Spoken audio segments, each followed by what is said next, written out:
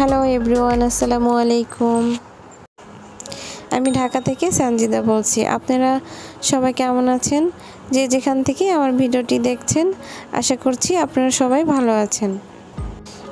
আমিও আলহামদুলিল্লাহ ভালো আছি।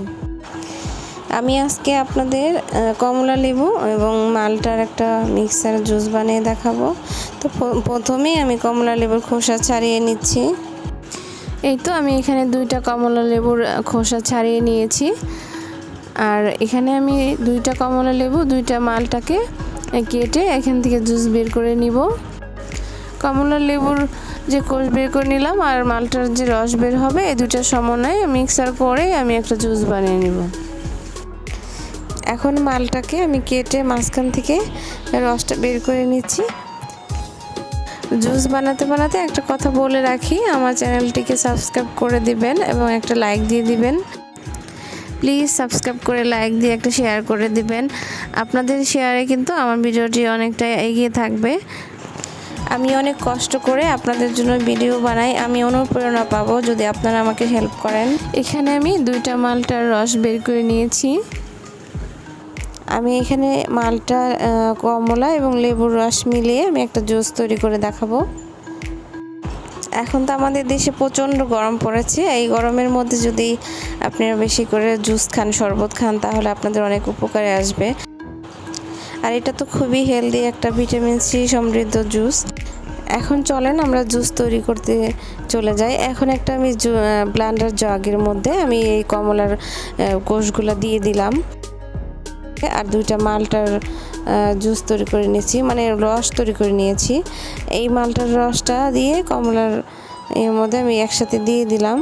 এখন আমি 2 টেবিল চামচ চিনি দিয়ে দিচ্ছি আর 1 চা চামচ পরিমাণ বিট লবণ দিয়ে দিচ্ছি। এখন আমি ঠান্ডা পানি দিয়ে দিচ্ছি 1 কাপ পরিমাণ। আপনাদের এখানে স্বাদ মতো মিষ্টির পরিমাণ, লবণের পরিমাণ বাড়িয়ে কমিয়ে নিতে পারেন। তারপরে আমি একটা লেবুর রস দিয়ে দিচ্ছি। এই লেবুর রসটা দেওয়াতে একটু লেমন ফ্লেভার আসে, খেতে আমার কাছে ভালোই লাগে। আপনারা চাইলে স্কিপ করতে পারেন। এখানে খুবই সিম্পল পরিমাণে আমাদের উপকরণ, কিন্তু খেতে কিন্তু খুবই টেস্টি হয় এই জুসটা, আর স্বাস্থ্যসম্মত হেলদি একটা জুস। এখন আমি ব্লেন্ডার করে নিচ্ছি, সব কিছু একসাথে মিলিয়ে ব্লেন্ডার করে নিলাম। এই তো আমার ব্লেন্ডার করা হয়ে গেছে। এখন আমি গ্লাসে সার্ভ করে নিচ্ছি। অবশ্যই এটা ছেঁকে নিতে হবে, ছেঁকে না নিলে কিন্তু এটার মধ্যে কিছু আঁশ থেকে যাবে, তখন কিন্তু খেতে ভালো লাগবে না মুখে লাগলে। এই তো আমার জুসটা কিন্তু ছেঁকে নেওয়া হয়ে গেছে। ছাঁকা হলে এই যে উপরে যে সাদা অংশগুলো মানে এগুলা কিন্তু চামচ দিয়ে উঠে ফেলে দিবেন, তাহলে কিন্তু খেতে তিতো লাগতে পারে। তো এখন এই যে আমি বরফ দিয়ে দিচ্ছি, বরফগুলো দেওয়ার পরে একটু নেড়ে মিক্সার করে নেবেন। তারপর আপনার প্রিয়জনদের সাথে শেয়ার করে অনেক মজা করে খেয়ে নেবেন।